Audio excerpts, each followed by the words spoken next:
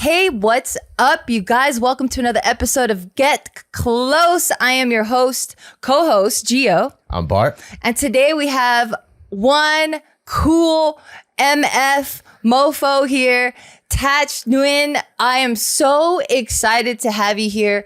I've seen you just explode on Instagram so if you guys don't know who he is Seattle-based realtor, entrepreneur, philanthropist, dad, husband, just a complete shark. I Gangster love it. Ass motherfucker. Gangster ass. Just keep it real out there, baby. Yes.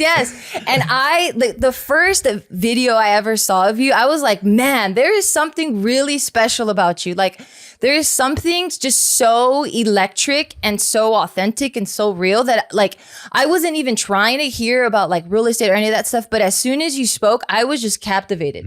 I was like, oh, this guy's speaking to me. He's speaking my language. I love it. It was really cool because in your space, right, the information that people tend to share is pretty stale. Yes. It's pretty kind of boring. It is boring. And then it feels like the person trying to share the information is sharing it more from a space of this is what I know and this is why I'm successful. And there's just this huge disconnect for me, at least. Right. Yeah, sometimes I ask my real estate agent friends, not to put them on blast, but I'll ask them a question because I don't understand what's going on, right? I'm like, yo, what does this mean? Right. And by the time they answer, I'm even more confused. Right. I'm like, man, I'm not gonna ask you anything anymore. Right. But when I asked you one question in just clear, concise voicemail, I was like, dude, I completely get what he's talking about. And that's what I get from your videos too, where it's just short, concise, very informational. And then now people have a takeaway of what they can do immediately and apply it. Right. And I think speaking upon the charisma and the delivery and all that we get from the videos, everything that you're speaking, you can tell it's from a place of experience, like truth, struggles, ups and downs. Right. So for the people that don't know how you got to where you are now, what's your story? How did it all start and everything? Yeah, man, I appreciate that. I wasn't like that early on. If you guys would have knew me maybe 10, 15 years ago, I was more of those type of realtor. The boring one. Boring one. Yeah, you know what I mean? And it started to evolve and the cocoon started to open up to got where I'm at today. But when did you start? Yeah. So, we're going to talk a lot about where I am today, but let me rewind it so everybody can actually know, I wasn't born with this gift. I wasn't born with the money I have. I wasn't born with all this great blessing. You weren't born with the Rolls Royce? Man, I wish I was. My dad, you know what I mean? But I was born in Vietnam in 1970. My dad worked for the U.S. military and my mom was staying home. My mom was 29 years old. My dad was 34. She was pregnant with my sister at the time. I have 4 brothers. And my sister, was pregnant with my mom. And my dad was at work one day, and this is in 75. This is back in Vietnam? About in Vietnam. And I know, everyone out there who can listen can relate to this because we all been there somewhere, somehow in our family story. But my dad get a phone call. My mom get a phone call at home during lunchtime. She said, my dad said, hey, pack your bags. I'm going to come home and get you guys. Because we just got word that the Vietnamese communists is invading South Vietnam in 48 hours. Holy shit. And the U.S. government is pulling out now. So when you see all those PBS, television where the helicopters flying out of the embassy, we was part of that whole thing, right? Wow. So my dad called home and told my mom, pack up. And I'm going to come get you guys. We're leaving with the U.S. troop because if you're a Vietnamese person working for the U.S. government, you're fucked. You're fucked up, right? They're gonna kill you. Yeah. You know what I mean? Yeah. And so my dad said, we gotta leave. So he got home. My mom put everybody, together. I was 5 years old at the time, right? I'm the 4th in line. I got 3 older brother. I got a younger brother, and then my sister obviously was pregnant. My mom. So she was traveling with a baby inside. Yep. Wow. Okay. And we put everything in one suitcase and we had $100. And we got into the Jeep and we drove to the airport. On our way to the airport, we blew 2 tires. Oh my God. My goodness. So I want people who's out there listening, 3429, a family of, 8 traveling and leaving the country. And so this is What's why 3429? that's how old my dad was. Oh, okay. The age. Got it. Okay, And gotcha. then my mom. So my dad was the one who actually had the courage to actually put us in this environment today, right? Yeah. So we blew 2 tires. He got out. He managed to fix both tires after a lot of work. We get to the airport and we miss the last plane flying out. Oh my God. Okay. Shit. And after a few hours, he finally got a hold of his boss, and the boss says, stay in Saigon tomorrow morning, all right? Meet us at this location. We'll get you guys into this truck because nobody know we're evacuating. And then you guys can fly out with us. So my dad decided to stay in the Jeep, all of us sleeping upstairs because he didn't want nobody to steal the Jeep. Yeah. We get in the morning, we all get there early in the morning to this gas station, and we get it all out of the Jeep. We get into this U-Haul truck where they close the door. There was a bunch of people in there. That's all part of the military people. And we got into the airport. They opened up the door. Chaos everywhere. Everybody's running around trying to get on this plane. We got on the last plane. Luckily, we flew out. We landed in San Diego. That's why Southern California has such a big population of Vietnamese. Yeah. That was where a lot of them landed. We stayed there at Camp Pennington. They use that. It's the homeless shelter. Stayed there for about a month or so. And then Governor Evans from Washington State decided to pull a lot of the family up to Washington State to help spread the migration. Oh, cool. So my dad decided to go to Seattle. Yeah. Where the first family actually stepped foot on Washington soil, right? And we stayed there for about 2 months or so in the shelter. You can't leave the shelter unless someone sponsors you out of the shelter. So a gentleman named Charles Zett who worked at the shelter decided to sponsor my mom and our whole family to go live with them. And they did a lot of amazing things for our family. They used to drive my dad into work, 45-minute one way. She go back home, drive back into work, get him back home. She was like in her 50s, right? And so that's where, when I was younger, I didn't realize the contribution someone did for our family. Yeah. And that's why part of the reason why I do a lot of philanthropy work today is for giving back to Charles Zettler and his mom and helping us. Yeah. And so my dad became a social worker up in Seattle. Finally, we got into a little house, 2-bedroom, 1-bath house. 8 of us lived there, and then we started our life from there, man. And my mom was a stay-home mom. I went to school like everybody else. I got teased when I was young, coming up. You know what I mean? The funny haircut. Were you like the only Asian kid? Oh yeah, the only Asian kid in that community. And I had multiple paper routes to come up. And I graduated from high school in '88. I wasn't the smartest kid on the block, but I also had good grade all the way up to senior year until I met a bunch of groups where we just hung out in our senior year where I didn't get good grades. And when I graduated in '88, I wasn't sure what I wanted to do. I followed my 2 older brother's footsteps on doing aviation, fixing airplanes. I got my degree in fixing airplane in '91 and I hated it. And I didn't really want to go fix airplane out of state. So I decided to stay home. I worked at Safeway full-time with a grocery store, a body shop, and I worked at a Chinese restaurant, Chinatown, parking cars. That was my 3 jobs. I worked 7 days a week, and I was just making money. And I was sitting at a Chinese restaurant, and my friend Linda, who is the daughter's owner, they were studying for the real estate license. And they were like, "Hey man, you should do real estate with us. We're gonna go get a license. You be good at it." And I was like, "Really?" And I was like, "Okay." Were you already good with people and good at Yeah, why communicating? did you think you were good at it? Because they said I had a mouthpiece. Oh, okay. They said I had a mouthpiece, for it, right? So you just like to talk and I like to talk, I see. Yeah. I got my license at 21 years old. I was clueless. And I started my real estate career at 21 years old. And I was living on my mom and dad. For the first 3 years, I just went to the office, sat around. I didn't know what to do. How did your parents feel about that? Like going to Man, you know real how estate? Asian folks is, man, you should be a doctor, you should be a lawyer, you should be a nurse, you should be a pharmacist. Even back then? Yeah, bro. It never changes. They still do it today. You know what I mean? Hey, That's what I was telling my dad. My dad wanted me to be a doctor. I'm like, man, you ain't even a doctor, dude. I'm like, come on, man. Right. And that's what I say to a lot of Asian folks out there, man. It's like, I love my parents. I know y'all love your parents out there, the minority especially, And sometimes our parents just think that the only way to be successful is a doctor, lawyer, What's nurse, safe? right? It's safe. They've seen the path. Right? They're like, I know you're going down the right way. And it's a prestige thing for them to brag. Yeah. Hell My yeah. daughter is this, my son is that. You know Yeah. what I mean? And to be honest, a lot of them ain't even rich. A lot of Yeah. doctors out there, you Yeah, know what I mean? yeah.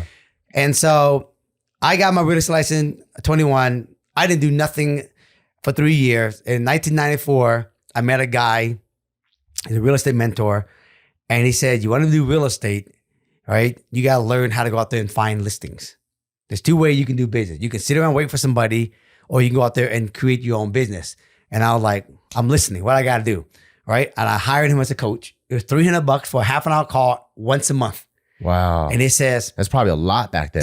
dude, that's all my money. You know what I mean? Is that like considered like $3,000 today or like 5-10 grand, bro. Oh, shit. All right? for 30 minutes? 30 minutes, Well, bro. wait, before you even continue, Yeah. like it takes a certain type of mindset to want to even devote so much into it, right? Because Yes. you were making money. You said you could have been working comfortably Safeway. I was doing. making like 25 G's, you know what I mean, a year. Leaving my mom, I was actually comfortable. You know what I mean? Yeah, what clicked or what changed or what were you looking at that you're like, That's wait, good. this isn't where I want to stay. That's good. You know, I think everybody have dreams and hopes. And I made a video the other day and I said, hope and dream is the most important thing. If you let that die, then there's no point waking up. Yeah. Yeah, that's true. Yeah, there's Right? no purpose. There's no purpose. And I think everybody out there, right? Don't let nobody discourage you from dreaming and hoping, telling you can't do it. Because Yeah. the moment you give up on it, then that's when you don't want to wake up anymore. Yeah. For me, there was nobody around me, you know what I mean, that told me I couldn't do it. That you couldn't do it? I thought your couldn't. parents were the ones saying like, They said don't do to me that. that you should go do doctors and everything, right? Yeah. But they didn't tell me I couldn't dream big, I see. right? Yeah. And so I wanted to make money, just like everybody else when they were young, right? And the good and the bad thing was I lived in an area where, you know, there's a lot of people that did illegal things that make a lot of money, have nice cars and everything. And I wanted the nice stuff. What kind of stuff are they doing? Yeah. Yeah, man. Like They're out gangster there, stuff? you know, selling drugs on the streets, Oh, okay. you know what I mean? All that kind of stuff, Yeah, right? yeah. And I knew a lot of them, you know what I mean? And I still know a lot of them, A right? lot of immigrant Asian communities. Yeah. There's just a lot of Asian gangs and stuff Yeah. like that. Yeah. Right?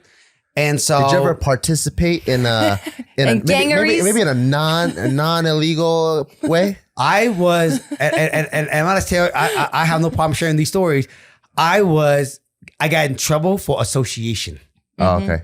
And that is as bad as actually doing the dirt. Right. Yeah. I yeah. didn't know that. Yeah. All right. And we can talk about that more, that story here. Also, I'm happy to share. I have no problem sharing everything. You know what I mean? Yeah. Because I came up from that same area where everybody came up at. Right. I just made the best of it. You know what I mean? Yeah. Yeah. So I was inspired to make more money. And I see what my mom and dad worked. You know, my mom was a factory worker. My dad was a social worker. And I see people in real estate at the time, you know, driving a nice car, knowing well. And most of them today, they still don't make no money. They drive a nice car. So I got inspired. I got my real estate license. And I remember this guy named Mike told me, look, you want to be successful? You got to go spend time looking for listings. And I said, how do you look for listing? You got to go cold call and door knock them. I was like, that's it. And he coached me, Nice. right? He coached me how to know what to say. How to script. Like straight up see a house and then Straight you're up like, walk hey, up. this has potential, and just go, hey, you want to just sell your randomly house? knock every door in the neighborhood. Wow. So 9 o'clock in the morning, I had this schedule. I told my wife, Cammy, drop me off, take the car. Because I know if I had the car out there, I wouldn't get out of the car. Oh, Okay. smart. I had to set myself up for success. Did she take your shoes too or no? I know, right? Take the shoes. Take the shoes, take everything, my right? wallet. She took off. I said, look, I'm going to call you after I finish door knocking, then come back and get me. Okay? So she dropped me off at 9 o'clock. I had 100 flyers, and I made a commitment. I'm going to door knock 100 doors a day. Wow. If they're home, I'm going to talk to them. I'm going to give them a flyer. If they're not home, I'm going to leave the flyer at the front door. But I know if I knock 100 doors because I'm going to pass out 100 flyer. And it took me 5 hours to knock on 100 doors. I did it Monday through Friday, 5 hours a day, 5 days a week. And I started my career in 94 knocking on doors. So I just got dropped off in the area and I just went from door to door to door to door, asking people the script. And I read the script to them because I had to memorize. And man, the first year it was go learn how to speak English. Oh, right? man. I didn't ask you to come to my house. I'm not selling. Don't ever come back to my house, all right? Get off my porch. You know what I mean? Go to the house, speak English. And that was like what it was, 99 doors, slamming the door on me, slamming the door on me, slamming the door on me. And it was raining, it's cold, and you're out there by yourself. And, you know, I was only 24 years old. You know what I mean? Yeah. And, man, I just had this vision. And what kept me going was the vision of Rolls Royce. No, bro. Retire my mom and dad. Oh, that's man. beautiful. That's my vision, bro. That's beautiful. Retire my mom and dad. You know, when you're knocking like for 5 hours a day, like real estate, there's no like wages or salary. No, right? bro. It's commission all only. commission. So how do you get by? Like, let's say, I don't know, the first couple months, year. I lived at home. Damn. I lived at home. Yeah. And my vision was I'm going to help retire my mom and dad. That's awesome. And every time I get a door slam, I just have to remind myself why I'm doing it. Yeah. Right? That's beautiful. Yeah. That's my why. Yeah. Right? That's awesome. I got back up. I did the next door. I hear another rejection. I just got to keep moving. Yeah. I keep telling myself I got to keep moving. And I knew every time I knock on the door, I'm just going to get better. Yeah. I did it every day, 5 days a week, 5 hours a day, right? Every day, Wow. right? Yeah. And the first year, I sold like 5 or 6 homes. Oh, sick. I had a little momentum, but it was hard, man. The rain was coming down on me. People, you know what I mean? Cursing at me, racist comment at me, right? Because I was one of the few Asian realtor in the area that's 24 years old, knocking on neighborhood. And I agent in the area talking about, get out of my neighborhood. Those are my neighborhood. You can't be farming my neighborhood, right? Wow. Nobody own no neighborhood in the area, right? Yeah. Second year, I got out again. And I did it every day, 100 doors a day. I knocked on 100 doors a day, you guys, 11,000 doors a year. Damn. I did it every day. Second year, I did 10 home. Third year, I did, 20 home. I did it every day for 10 years straight. I didn't miss a day doing it every single day. Damn. I went 20 home, 30 home, 40 home, 50 home. And then in my fourth year with Mike, I was making close to $1 million a year as a realtor, knocking on 100 doors a day, 5 days a week. Damn. And every day my mindset got stronger. And I tell everybody, right, about mindset, you build mindset through practicing, focusing on what you want, speaking into existence, and you got to keep your foot moving forward. That's the only way you can build mental toughness. You can't build mental toughness sitting around meditating. You build mental toughness from putting the foot in front of the next foot and the next foot, and just keep speaking your goal into existence, and just keep telling people what you're doing, and just keep it moving. And that's how you build mental discipline.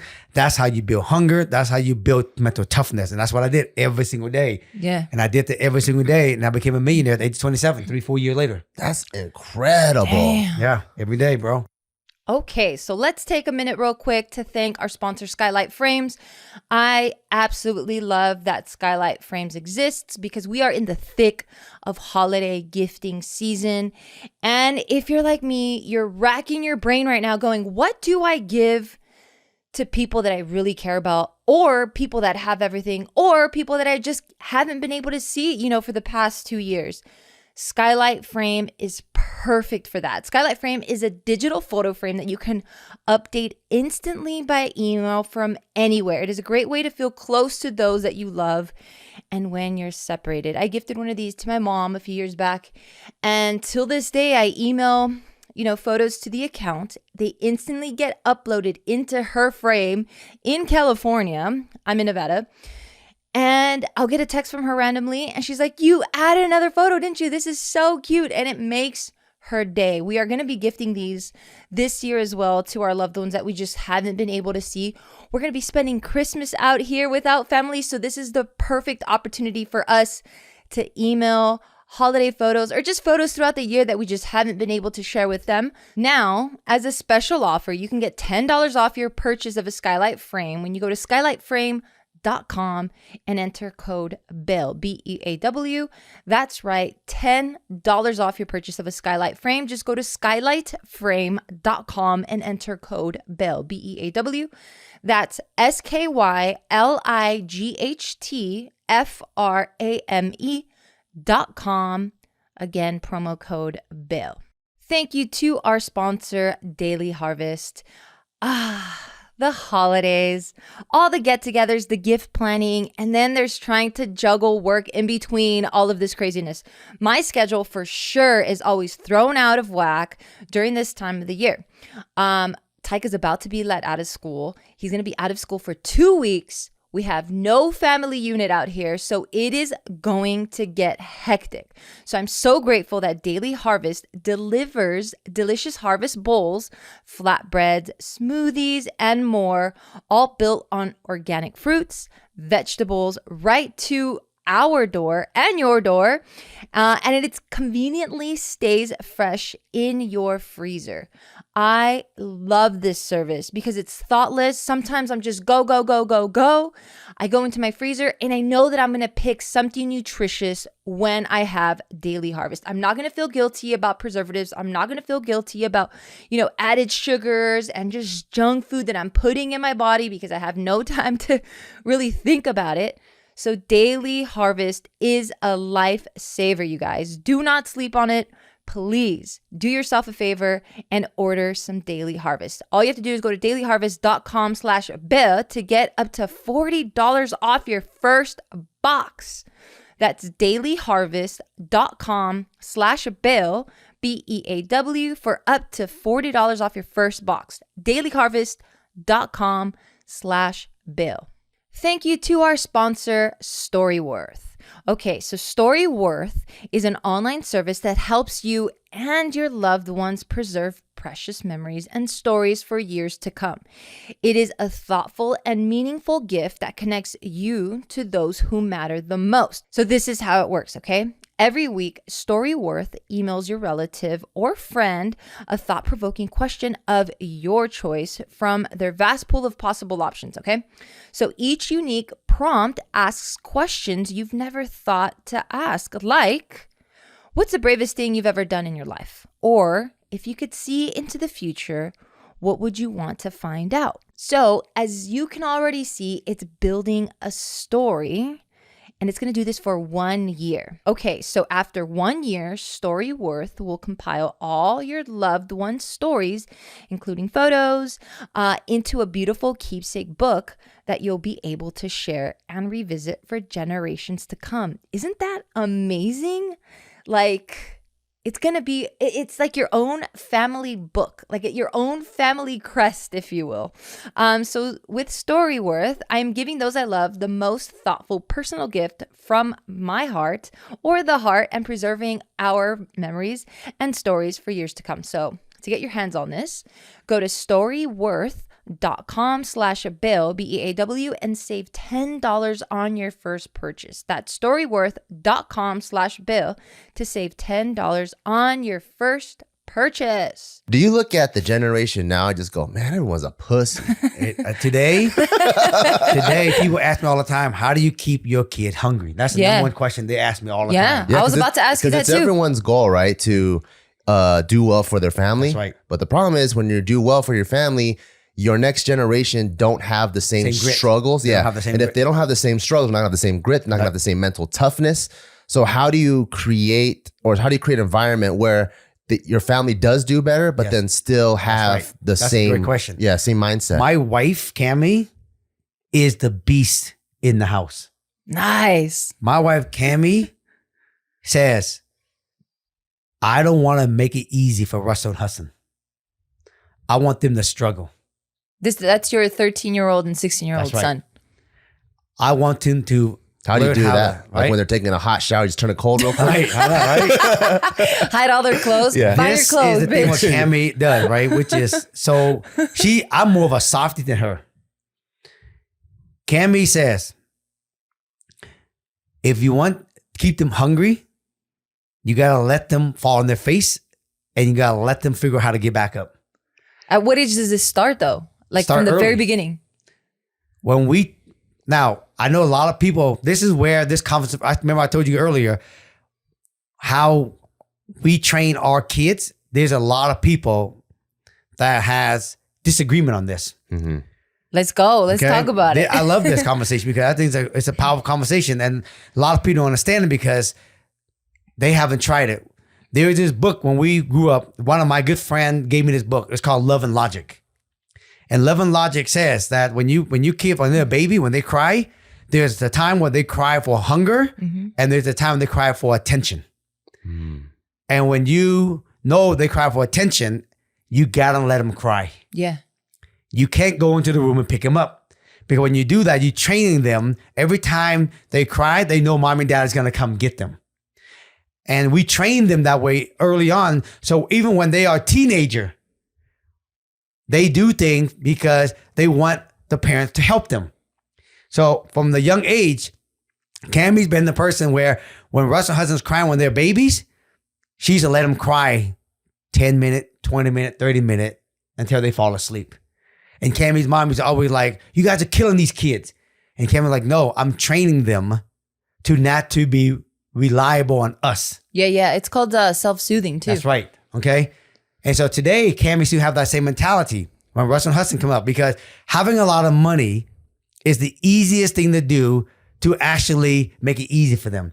So I made a video and I said, parents, stop making it easy for your kids. Let them suffer. And I said, what I noted with the minority family, especially the overseas minority, come over here, they come here and they work hard and they say, I don't want my kid to suffer. Yeah. I don't want my kid to have it hard like me. Yeah. I want them to basically not experience this, and I want to actually work hard so I can make it easy for them so they don't have to suffer. Right. And Cameron and I say, no, we want Russell Hudson to suffer, not in a bad way, but we want them to learn how to figure it out. Yeah. And but every time they have it hard and every time they can't figure out something, we jump in and solve the problem for them, or we jump in and actually buy them something. We now are building young kids today, right? Without being creative. Yeah. Without having mental toughness. Or they're building their own tools. Without building their own tools, Yeah. right? And we're not building kids with grit today. Yeah. Because parents, we don't want them to actually experience breakdown. But you want them to have breakdown because that's where breakthrough comes from. Yeah. The mental toughness and the creativity comes in hard time. Yeah. So the problem is that the more money you have, the easier it is to actually do it for them. That's what my dad told me. My dad, so he's actually really proud of me. He's a immigrant refugee too. And so when he sees like all the companies that me and Joe have built, and then like the cool house that we have, like he's like, I'm really, really proud of you. That's right. But he says, but now the biggest obstacle that you're going to face is not having your son grow up to be a pussy. That's much. right. Yeah. Because he's like, you have everything. Your son, he wants like one Spider-Man. Yeah. His sheets are Spider-Man. He has 2 stuffed animals, Spider-Man pajamas, 2 Spider-Man Halloween costumes, you know? And then he goes, when you wanted something, when you were like 3, 4, 5, 6, 7, 8, I'll buy you one thing that might have satisfied 8 years or 5 years worth of things. Right. And he goes, that's going to be your hardest job. And this is where, that is hard. This is where you guys have to draw the line. Yeah. And be the mom to let the kid cry, because part of the crying is soothing. Part of the crying. This is why I love what Jeff Bezos said. I'd rather have a kid with 9 fingers who is creative than have a kid with 10 fingers, right? And doesn't do shit with them. They don't do nothing with it. Yeah. And so the way to keep your kid hungry is you gotta actually teach them how to fish versus give them the fish, right? Yeah. And like I said also, I told my 2 boys, when me and Cammie pass away, we're gonna actually give some of that money to them. When I pass away, I'm gonna have billions of dollars. I'm gonna do what Warren Buffett and Bill Gates did. I'm gonna use my money for good. I'm gonna make the world better. But I'm also gonna create a foundation where I can do all that. But my kids, they're gonna get some of that money. But they're gonna learn how to be financial literacy, have financial literacy. They're gonna learn how to be financial independent. They're gonna learn how to manage money. To the point where they don't even need the money. They don't need the money, right? And so this is why. But it starts now where I don't want to make it easy for them. Yeah. Right? Right now, Russ and Hudson, they have to learn how to go out there and hustle, right? And make money. I don't want to give them, look, they have their own money. They have washing machine that they own, that they actually collect money, but they have to go with their uncle to the property and then learn how to collect the money. Yeah. Right? because I want them to learn how to do that. I like that you share their story too on your Instagram. Yeah. Where like they are already into like a couple of hustles. Yes. And then they're understanding the entrepreneurial mind and able to make little mistakes in here where if it's a financial mistake, it won't crush them. That's right. But it's enough for them to learn to be better the next time. Yeah. So to keep your kids hungry, I'm going to tell you, it's different when you got no money. Yeah. It's different. You got don't have no a success. choice. Yeah. Right. But when you got option, it's easy to give that to your kids. Now, of course, I give them stuff for their birthdays and this and that and everything, right? But you leave the price tag on, right? Let them know. They already know, right? I didn't buy this on sale. Okay. Yeah, nah. Look at the price. Shit. But that's how me and Cammy keep those guys hungry, right? I always use the baseball analogy. My kids, they love playing baseball. I can't pay their coach to have them start. Right. Right. You got to earn that spot. You got to earn that spot, right? And you guys are into sports and everything. I tell Russell Hudson, you want to actually start? Mom and dad can't do nothing for you. We can't pay for it. You're going to have to put in the work. You're going to have to be hungry, self-motivated, self-disciplined. Go out there and practice hitting those reps out the tees over and over and over and over so you can actually make the starting team. And you got to do it. We can't do nothing for you. That's the analogy I want to tell people. Do that for your kids, raising them in the world of mental toughness, in the world of financial independence. Teach them all that. You can't do it for them. That's the problem where I see now parents with money, they're doing it for their kids. Yeah. They're paying their way for college. They're paying their way to get them to start. No. Yeah. Let them suffer. Did you end up Good suffering. Good suffering. Yeah. Yeah. And also, I think there's a huge difference where people maybe who haven't reached your level of success, so they're not understanding the game that you're playing at your level, right? It's like almost like a junior high basketball player trying to understand what Phil Jackson is trying to do with the NBA. I think you have to get to a certain level where your mind opens up to understand the level of strategy you have. Yes. And there's a huge difference between suffering because you have no other choice. That's right. Versus I already got my $1 million house. Right. This is controlled suffering for the greater good of the future. Right. That's right, bro. Yeah. And if they use sports analogy, that's why the richest people out there in sports, I knew Little League, they be wanting to try to get the kids like, no, your kids got to work just like any other kid to make the team. Mm-hmm. So I say again, teach your kids financial literacy. Teach them how to be a hustler. Teach them how to be an entrepreneur. Teach them how to think. Teach them how to solve problems. Teach them how to be creative.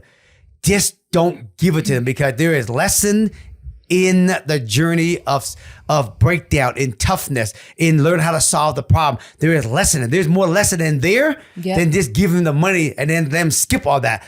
You don't want them to skip that because then you're building a softy when they grow up. Yeah. One thing that you do really well that I like that you prioritize that I don't think we've kind of touched on yet is the fact that everything that you've achieved, you've always kept family in mind and your goal has always been balance. And I think when you have that, when you show your kids that you love them and that you support them and you're there for them, I think that also creates a kid that's going to be hungry and that's going to want to that they're going to know that you always have their back. Therefore, yeah, they might fail or it might feel like the suffering part of it, but they know that it's because you want them to grow. Yeah. Like my boy Russell, he's just turned 16. We live in Mercer Island, right? Which is a very... Is it an actual island? It's actually an island, but it's still connected to Seattle through a bridge, right? Yes. It's like Corona. It's like Corona in San Diego. Coronado. Like that. Oh, Similar that's to that. beautiful. And so in that neighborhood, pretty much everybody's Pretty rich. affluent. Yeah, right. And so Russell, he turned 16, and of course, he want a nice car, right? But we're like, look, what does he want? He want a new Tesla. Okay. Right? Hey, that's nice. Yeah, it's nice. That Model 3. Yeah. And I said, look, you can have a Model 3 after you drive this 1991 Honda Accord for 1 year. And he was disappointed because a lot of his friends already got Audis, BMW. Why can't I have a nice car? Matter of fact, I make money for my wife's drive. Why can't I just make the payments on it? Because, Russell, I want you to learn patient. I don't want you to just always think everything's instant gratification. I want you to learn how it is to be patient and learn. I want to teach you how to be humble, right? I don't want you to always learn how to have nice stuff so you can always try to flex. You know what I mean? Yeah. I want you to teach you how to have this because there's so much lesson in that. Yeah. He understand, but he drive the car, for a few months, and then all of a sudden he go into breakdown like, God, I want this. And I like, look, if you want it, I'll make a deal with you. I go 50-50 with you in the car. Okay? You can go order the Tesla, put $250 down. The car's going to come in July, right? This is like 9 months already since we talked about this conversation, right? Yeah. And he put $250 down. When the car get here, I'll pay half of the car, you pay half of the car, and I'll pay half of your insurance, you pay half of the insurance. If you're hustling to now the car come and make your half of $20,000, because the car is $45,000, you hustle and go find half of the money, you can have the car in July when the car, That's June good. and July. And he's like, you know what? Done. So now I got him thinking. Yeah. Right? That's why he went out there trying to do all this, Bitcoin, everything. He's hustling. Sick. And he said to me the other day, Dad, when's the next flip? Let me get up in it. Oh, Right? nice. You see the carrot Yeah. I'm doing? Yeah. That's the thing we want to teach our kid. Yeah. Versus most of the kids on the island, bam, here's $40,000, here's a brand new car for you. Yeah, like I don't want to deal with you. Don't even talk to me. Here you go. See what I mean? Yeah. Right? And so that's the thing, right? And so I told him, I got you back, dude, but I want to teach you how to earn this car versus giving you the car. Yeah. Yeah. That's the analogy. And Russell knows, right? I'm teaching him this. And we sit down, we talk about this, and I teach him how to be an entrepreneur. Because I told him, what I want you to learn is more than a car. I want you to learn how to be a problem solver. I want you to learn how to Absolutely. create. Yeah. And that's what we talk about. Since you paved your path through entrepreneurial spirit and Yeah. mindset and hustle, you pretty much like went around the traditional thought process of going through school and doing whatever. Yep. What's your thoughts on, like, do you care if your kids go to a prestigious school or anything, or do you care a good more question, about, man. or if they just care about them finding their path and just going straight there? That's a good question. There's so many people out there on social media right now that they always say, right, on social media, going to college is a waste of time. And I tell all the people who do that, a lot of them that say that, number one, they probably didn't go to college, right? Number two, they don't have any kids. And you got to be responsible on what you say on social media, because kid will listen to influencer and they will go, that's Nguyen said don't go to college. Here's what I say about going to college with me and Cammie. I told Russ and Hassan, you should go to college. You should get good grades all the way through elementary school, work hard, get A's. Part of Russell's getting a car also, he has to stay getting 3 things Russell got to do to get his car. One, he had to come up with half of the money. He had to get A's. He had to do good in baseball. And he got to be in a state of appreciation and gratitude daily, even with his Honda. That's how he's going to earn his Tesla. That's awesome. Okay. Yeah. So just because he got money, he found his money, but he didn't get A's. No, you got to get A's, right? Because I'm setting these guys up for. What is getting A's? Is it because you're saying like it shows that you can stick to something, Yes. or you can? I see. Because I don't want them to be a dummy entrepreneur. Yeah. Yeah. I want them to be a smart entrepreneur. Yeah. Okay. Because they could be rich and dumb too. That's right. Yeah. Okay. And so I want them to do that. Plus, I want them to get good grade because I want them to go to college. Now, I'm not attached if they go to college and they have some more time to think about what their passion is. Because I think sometimes when people get out of school, they don't really know what their true passion is yet. Yeah. I was Some that people, person. right? Some people know right away. Yeah. Right? Some people don't. And they need time. Some people, they take off after high school and they travel the world for 3 years and then they come to find their passion. And I said, if you're not going to do that, then go to college. But let's be strategic.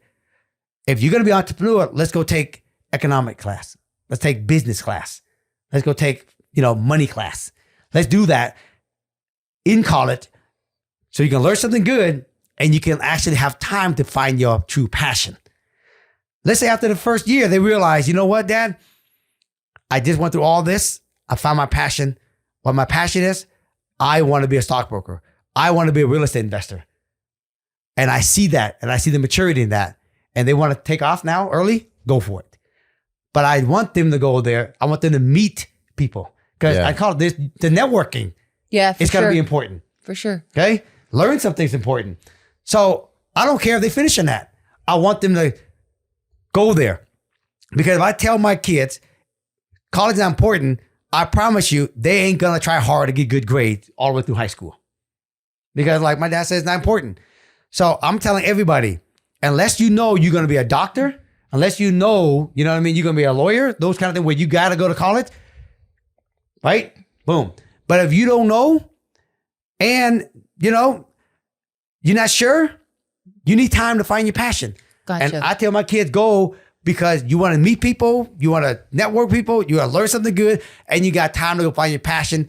And when you're there, if you got to get all 4 years, then you want to know what you want to do, go for it. Halfway through, if you know what you want to do, then go what you got to do. That's my whole thing. Yeah. So I don't say don't go to college. And I'm not saying that for everybody, because there's some people that they're going to be a doctor, they got to go because you can't learn that. You can't be a surgeon learn on YouTube. I hope not. Yeah. You see I what hope mean? not. Yeah. That's my whole thought on it. Yeah. Yeah, no, that's dope. Yeah. We would have kind of different views on it.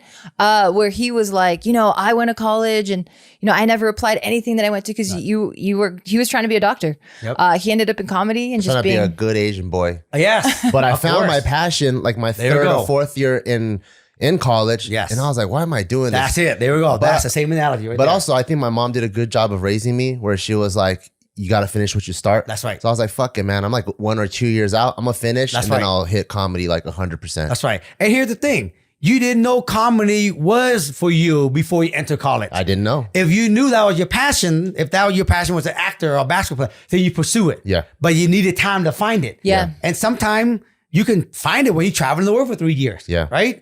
But if you don't, go to college because you might find yourself doing comedy. You might find yourself being a CEO of Facebook, whatever it is.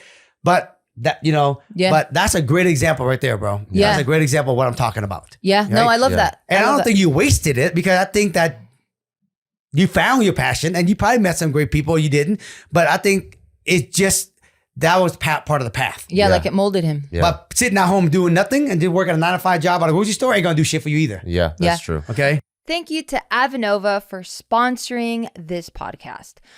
Avanova has pioneered the use of hypochlorous acid, or HOCI, something that our bodies naturally produce to fight off toxins and inflammation to rejuvenate our eyes. Their patented FDA-cleared formulation is the only stable and truly pure solution in existence. So if you suffer from dry eye or contact lens discomfort or anything else going on with your eyes, inflammation, styes. Okay, so for everyone listening right now, you guys are going to get 25% off Avanova when you use code GETCLOSE25 at checkout, okay? That's 25% off at Avanova using code GETCLOSE25. Thank you to BetterHelp for sponsoring this podcast. Okay, listen up because I'm talking about mental health, okay? It is so, so important because we're just not taking care of our mental health, you guys. Every year, it's required of us to get a physical done, right? We go to the doctor and every year we get that done. Every 6 months, we get our teeth checked, but how often are we paying attention to what's going on in our brain? I think it's time we do that. So please listen. Is there something interfering with your happiness or preventing you from achieving your goals? Think about that. If the answer is yes, well, BetterHelp will assess your needs and match you with your own licensed professional therapist, okay? You'll be matched with a therapist in under 48 hours. Do not confuse this to a crisis hotline. It's not self-help. You are literally talking to a professional therapist, and this is going to be done securely online, okay? Which is beautiful because some of these services are not available for like locally for some of us. If we live in a rural area, we're not going to have these resources. So the fact that we can do this securely online is amazing, and it gives us way more access to so many more licensed professional therapists. So please do yourself a favor. For listening to Get Close podcast, we're hooking you up, okay? You're going to get 10% off your first month at betterhelp.com/Bill. That's BetterHelp, HELP.com/Bill. And you're going to get 10% off your first month. Please take care of yourself. When you were saying that you were going door to door and you were like, 100 flyers a day, and you were thinking about your why, which is, retiring or like providing for your parents. What did they do that you were like, man, I really got to do this for them? Like, how did they raise you where you were like just so about them and so about taking care of them? As Asian, the only thing they always say to you when you come home, you want something to eat? Right? We got you. And I was like that all my life. Even today, my mom called me just a little, hey, when you coming home? You know, I'll be home today. All right, good. You know, and I always go spend at least a day or two with my mom at their house because my dad passed away, right? And that's why they've been like from day one. And they work hard, warehouse, and that kind of thing. And for me, when I see that, my dad was social worker, he come home and, he's tired. And that was my number one drive, you know what I mean? To go out there and make money. And when I made enough money, right? I mean, the first thing we did was I bought my dad a new 4Runner. Oh, sick. Right? Yeah. And I told him, hey, come down here to the dealership. I bought this new car. I want to show you what I bought. They came down. They didn't realize it was for my dad. And that was the first time I saw my dad actually cry. Oh, man. Okay. That is so rewarding. Right? Okay. And then the next thing was I paid off his house. Sick. Okay. What was that like? Were they like in disbelief or were they like, finally? Right. Disbelief, right? And then I remember my dad always wanted a Mercedes-Benz. We bought him a new Mercedes-Benz. Ooh. Okay. I think the biggest one that really touched my mom and dad the most is the first time me and Cameron went to Hawaii. We loved it. And then I said to Cameron, we got to take our parents. And I remember taking my mom and dad for the first time to Hawaii, and they loved it. And we realized, again, part of why I want to make a lot of money is I want to have my mom and dad and all my spouse to experience the good life. Yeah. And so from that point on, every year I took my mom, my dad, all my brother and sister, and all of Cameron's brothers and sisters and their parents to Hawaii. Every year we go to Hawaii. Wow. It was all expense paid by me every single year. Damn, that's gangster, dude. That is. Okay? Yeah. And we did it for years until not too long when everybody started having kids. But I remember we was in Oahu and everybody was out playing on the beach. And my dad and I was walking on the beach and he says, if it wasn't for you, we would never have this experience. Oh. And the more important to me is all your brother and sister would never have this experience. Damn. So I'm proud of you. Ooh. That's amazing, dude. Okay. That's crazy because when it comes from, like, my dad's the same way. I grew up, I'm Mexican, and that's just not some shit males say. Yes. And parents. No. So if your parents in like a minority tell you, like if you're a minority and your parents tell you, and it's your dad that they're proud of you, it's like, fuck. Because we always look up to our dad. We want approval from them. Yeah.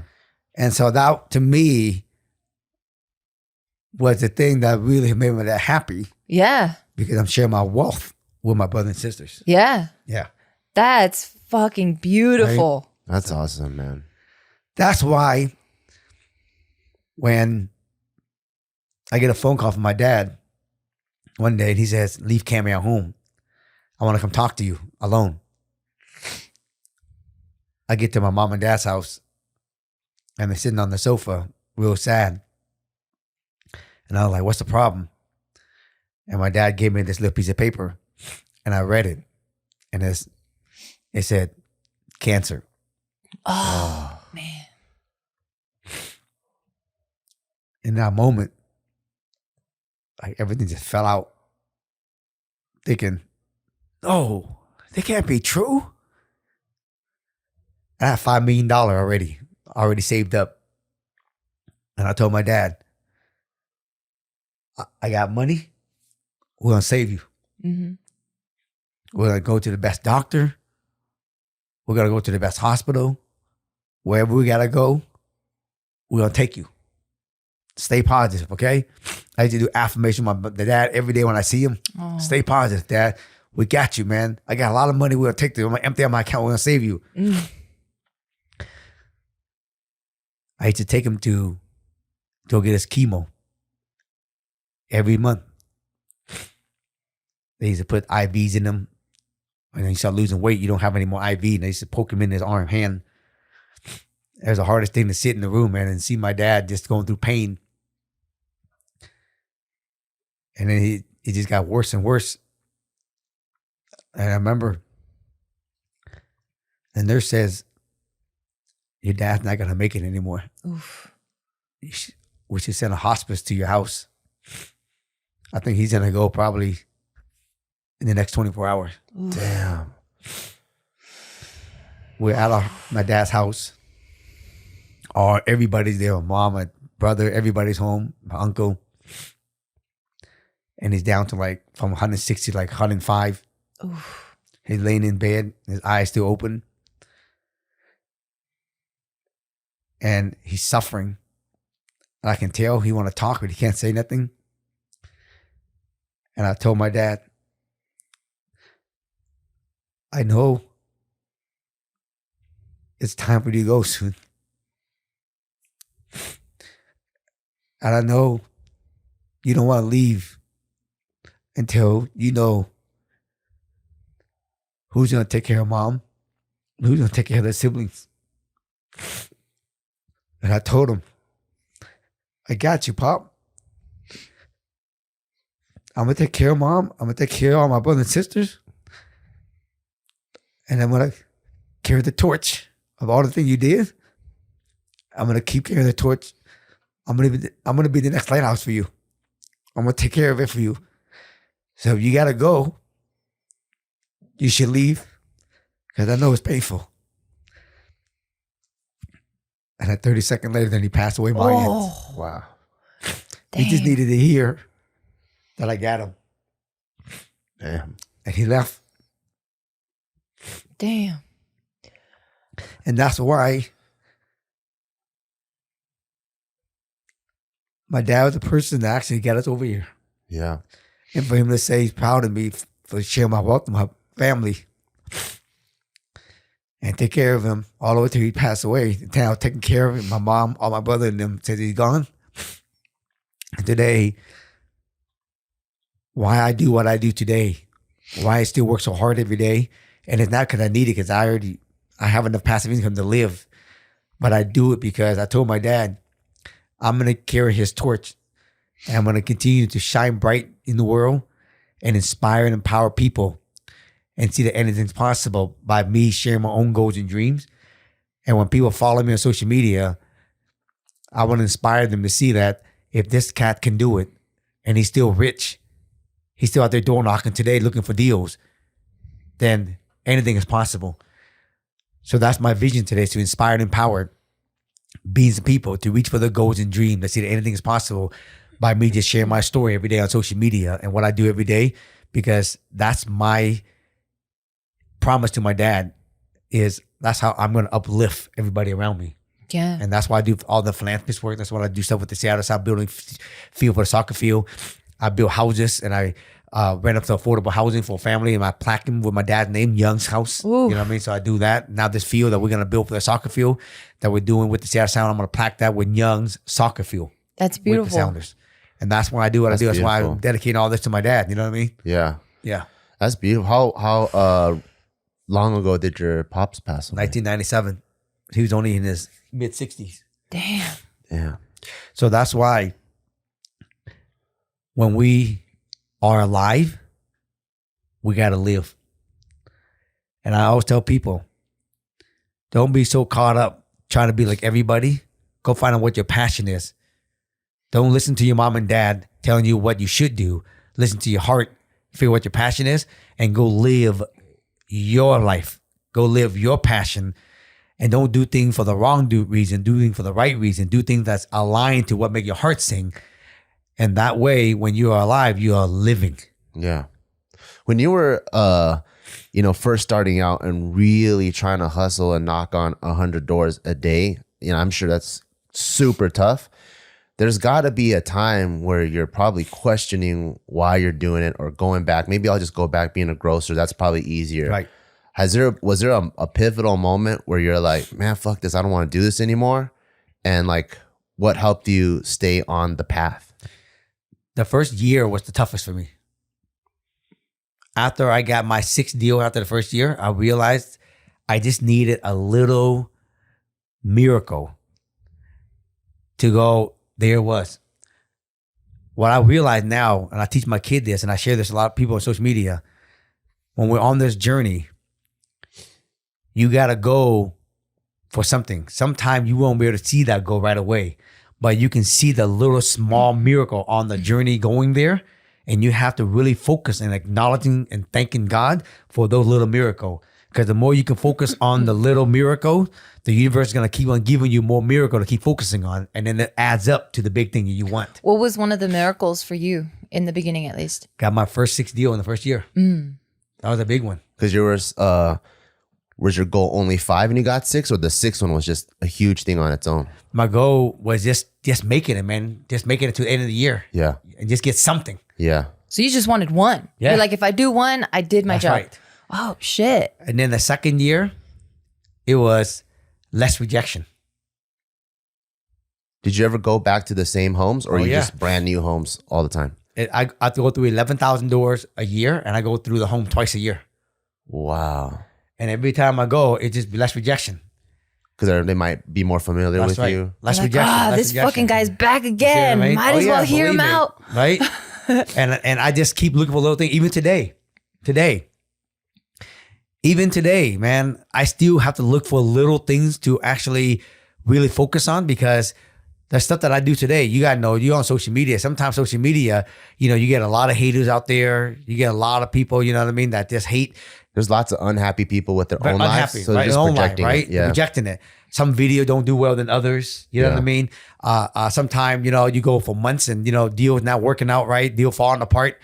And I just got to look for little things, man, to really focus on, right? I have this saying that says, the fastest way to financial abundance is look for pleasing that you already have in your life. So the problem, everybody keep looking for the financial for abundance versus being grateful for everything you have in your life. Right. Even little things that you already have already. Yeah. Right. So I'll see my son draw something like really beautiful, but then when I get a new Rolex, it just feels better. Right. And the thing about the nice stuff, the thing about the nice stuff is it's good. All of a sudden it goes away like the next month. It does immediately. The next Rolex comes out, you're like, man, I don't even like this one anymore. Right? Yeah. Immediately. Yeah. It takes really practice to focus on all the blessing you already have in your life. If you want to speed up the manifestation in your life, practice focusing on and appreciating everything you have already good in your life. That's the fastest nitrous you can put in your car to get to you go faster. It's the craziest thing. Very people don't do that. Yeah. They're just waiting for it's taking so long to get there and impatient. Yeah. Right. And you also you place your happiness on an external force rather than an internal. Oh, and you place your happiness on getting the results. Yeah. Right? It's for me, it's like the more you can be happy what you already have, the more you see the external stuff. So at what point then were you like, I can provide, I'm a great provider for my family, for, my close friends. Why push that further and now help strangers? Yeah. Like, where did that come from? That's a good question. From the time I started until the time my dad passed away, it was about Thach. Being recognized, being seen, being known, being approved, right? Being famous, being number one, right? Me. And when my dad passed away, and I realized how much my dad done to get us over here. He was a social worker. He helped so many refugees get on welfare and get into housing. And I realized after my dad passed away, I've been playing so small. You thought you play big because you have millions already. Yeah. But to me, playing big is when you go beyond yourself. Because that's a whole nother level that people don't get. I call that the level of significant. And it's interesting when you play that level, you actually even make way more money than you do when you go about yourself. Because all of a sudden, way more people appreciate you, respect you, love you, want to collaborate with you, want to do things with you, because you are living in a space of contribution. From the time then until my dad passed away, it was about selfish. Yeah. When my dad passed away, it was selflessness. And from there, all of a sudden, it took off for me. And that's when it really changed for me. Philanthropist really changed for me. Inspiring power. My vision came to my life then. That's where my vision came from after my dad passed away. Because I realized making money, having Rolexes and Rolls Royces, right? It's temporary. Mm-hmm. But when you get into the level of significance and you're leaving marks on people's life, and you leave marks in the world, it goes on forever. Yeah. Right. And that to me is real legacy. It's not just a kid, like I'm leaving my family. But to me, true legacy, what I call it generational wealth, it is not just my generation. It is not just money. To me, generational wealth is teaching my kid about entrepreneur, being self-sufficient and creating wealth for them. But to me, generational wealth is also teaching everybody out there how to have money, how to have this and that, but also teaching how to actually be a contribution to the world. Yeah. That to me is generational wealth. That's true legacy. Everybody always talks legacy about their family. But to me, legacy is the impact you're putting on the world. That's a whole nother level of legacy. Yeah, that's beautiful. Yeah. And that's really authentic, and I really feel that from you. I know you had asked him a question, and I think pertaining to real estate, and the amount of like in detail depth and information that you gave, that you don't even know who this guy is. Like Right. From a stranger to a stranger. Yeah, like you could have easily been like, oh yeah, man, we can always talk about that later, or given like a short answer. But like the amount of time you gave Bart in like sharing that, I was like, whoa, like you're just a different type of person. I realized for me today, the legacy I want to leave is I want to basically impact billion lives. That's for me. A billion, specifically a billion. And the reason why I go on these podcasts, because I can't touch a billion live by myself. Yeah. But I can touch it with you guys. Yeah. I can touch it with my man Ben Baller's live. Yeah. Right? I can touch it with this person.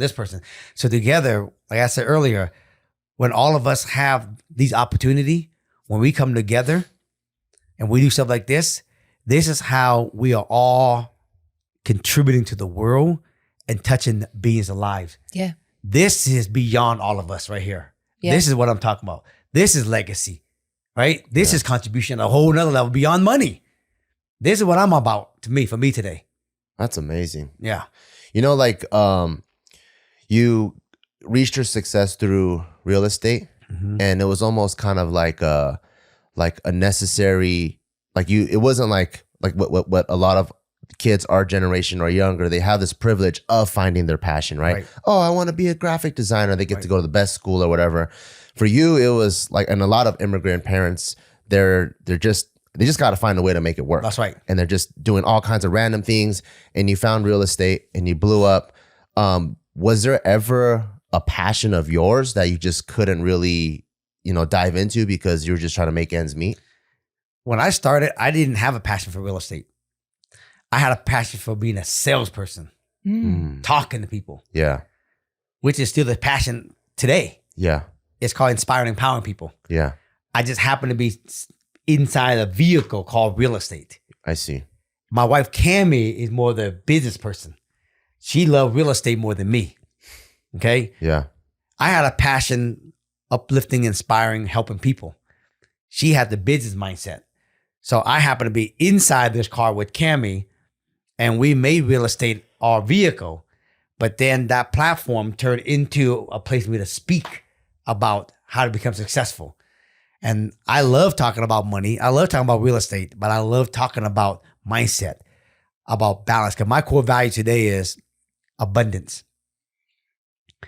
contribution, creativity, growth, joy, balance, family, health, and simplicity. We all have a very simple lifestyle, and that's how we like it. We don't have an entourage. I work out of my house. I only have me, my wife, Cammie, and Lorenz. That's my whole entire staff for everything I do. I get $100,000 a month in passive income from all my rental, and they ain't even paid off yet. When it's paid off here in the next 10 more years, I have $200,000 a month in passive income. But my monthly expenses, my business and my personal, is only like $25,000, $30,000 a month. Nice. Damn. That's amazing. And I got Rolls Royces. Yeah. I got Ferraris. I got Bentleys. I got all the good stuff everybody have. You got Silverado though? I got one of those. Right? But because that's awesome. that's our core. We want to be rich. We want to have a lot of abundance. We also want simplicity in our life. Yeah. And so for me, man, that's what, really inspired me and Cammie. Everything I do, we line it up to our core value, And if it's aligned to our core value, we do it. If it doesn't align to our core value, we're not interested. Smart. Yeah. I love it. That's awesome. That's what we're trying to live too. Like our families is the reason why we do everything. Right. And we try to make things as simple as possible. I think when we first got into the space, we were like traditional content creators, influencers, and we thought we were businessmen. Right. So our company grew. There was maybe like almost up to 30 people in just one company. Right. And then we had probably almost another 30 in our fitness apparel space. Right. And then now we're sitting here managing 2 companies with like 60 people. And then when we really thought about it, like business wasn't really our passion. It was reaching people. Right. Similar. Then, yeah. Like Right? same thing. Yeah. Yeah. Same thing, bro. Yeah. Exactly. With our comedy, we try to reach people in a certain way. With our fitness, we try to reach people in a certain way where we want people to kind of work for their own mindset to achieve. Dominate humbly. To dominate humbly and all that. So That's we right. started bringing it back down so we could spend more time on why we started in the first place, That's which right. is our family. There we go. And the simplicity actually gives you more breathing space in the mind. Bro, seriously. And you're just happier too. You're way more happy Yeah. because a lot of times people do so many things out there. They doing it. They don't even know why they've been doing it. We were like that. Same. We just I thought- didn't know either. Yeah, Right. we're like, oh, if you're a business, you got to add more people. Right. Add another zero. We need an And- office now. And they're Right. just doing things for we had a big ass fucking office that we barely even used. Right. And it was kind of the flex a little Of course, bit. it is the flex thing. People do Yeah. more things to flex than they don't realize it. Yeah. And here's the thing that's so interesting, and I know you appreciate it when I say this. I know so many people that are financially wealthy and have financial peace of mind, but I know very few people that have financial peace of mind and emotional peace of mind. Yeah. That shit worth more than financial peace of mind. Okay? Yeah. Hell yeah. When you can't sleep at night and you laying there in bed, you got millions and your mind don't shut the hell up, Yeah. that shit right there, ain't no money you can buy that shit right there. Yeah. None. Yeah. None. I agree with that. Okay? That shit right there is real right there. Yeah. Okay? That's what I'm about. I want to be able to sleep at night and just know my stuff's quiet. Okay? I'm doing things for the right reason. And that to me is way more powerful. Are you ever quiet, but your wife won't shut the hell up? You're like, No. Hey, my wife is one to say, shut the hell up, man. Right? I'm like, I ain't talking, it's my ego talking. This guy's always talking shit about wives. well, we can't do anything without you. Yeah, That's no right. shit. That's true. That's We're- why. that's That's why I let you talk shit. Because we're a husband-wife team too. That's right. And everything we've ever done, we did it together. And right. it's been the most amazing journey so Yeah, far. it's Yeah. awesome, bro. I think that's awesome. You know what I mean? Yeah. Yeah. I think that's awesome. Yeah, I love what you're about. We've actually reached the end of our podcast, and I'm kind of bummed because I feel like we just barely scratched We the have to come surface back here. and do part 2 or 3 later. Yeah, we Right? have to do that. Before we let you go, though, I know you're about preaching mindset and trying to reach people. Is there anything else that you want? Like one last hurrah, one last thought. My last thought is this. There's so many young people out there, right, that are out there hustling and out there looking for their passion, making a lot of money, okay, which is good. And I want to tell the young folks out there, if you're out there listening, go make your money. I don't care what you do for a living. Doctor, lawyers, 9 to 5, entrepreneur, e-commerce, trading, whatever you all doing out there, if you're making a lot of money, which is great, but I want you to also practice not only instant gratification, but practice patient. And I also want to teach you how to create long-term wealth.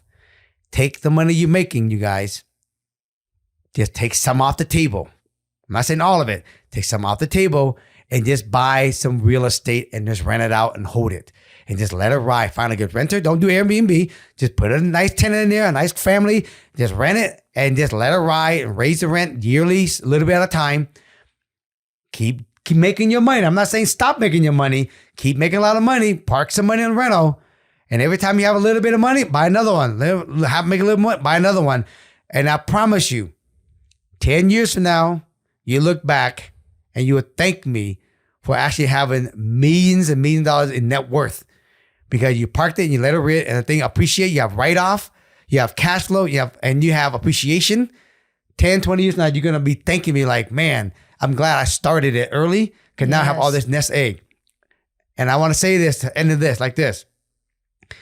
I was making $1 million a year when I was young. Then I started making $2 million a year. But by the time you pay taxes and everything and paying your bills, you ain't going to have much left over for what I call savings. Yeah. Today, I'm blessed to have hundreds of thousands of dollars a month in passive income. You just know I'm 51 years old. By the time I'm going to die, I'm going to have $1 billion. So you can all imagine my net worth is very, very high. I couldn't save my way to the net worth I have today if I only save money only. Yeah. It was the money I took and I parked it inside real estate that gave me, even today, and I started from nothing, to even have $100,000 a month in passive income. You can only imagine the net worth. Yeah. Damn. Yeah. You can't save your money, folks, to that and have hundreds of million dollar net worth. Okay? Yeah. Ever. So take your millions of dollars you're making, post them off the table, park in real estate, because 20 years from now, 30 years from now, you look back, damn, I can't believe I have hundreds of property, hundreds of million dollar net worth, hundreds of thousands of dollars a month in passive income, came from just taking a little bit of my money and just parking it. So get your instant gratification, but also practice your patientness. Park your money for retirement. Otherwise, you have nothing down tomorrow. So what's the purpose of working hard now? You have nothing for tomorrow. Yep. That's why I want to leave you all today. That's Boom. amazing. Boom. And with that, I want to say thank you so much. You're such an inspiration. You're so motivational. And we're so grateful to have you here. Thank you guys for tuning in, and we'll catch you next week. Peace.